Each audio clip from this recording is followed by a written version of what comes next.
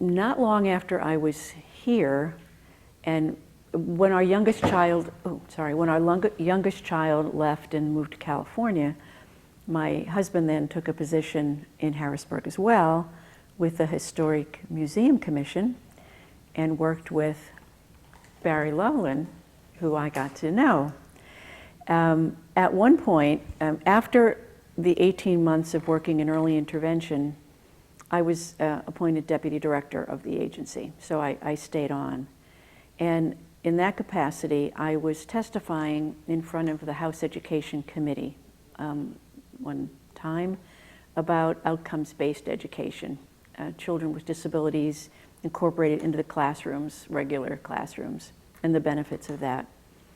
And I sat down, and a young man came to the microphone whose first name was Andy.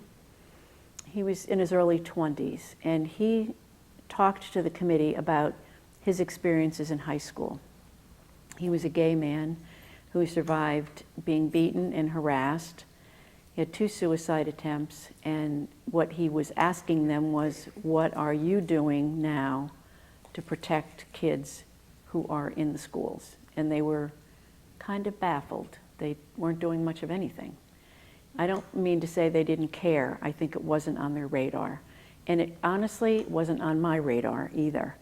Tom and I always had gay lesbian friends, but my professional world wasn't focused on that at all. But when I heard this kid, I was very moved. So I called Barry, I called you, and said, what can I do to help? And you said, will you start a group? And I said, yes. I mean, it was that brief of a conversation, I think.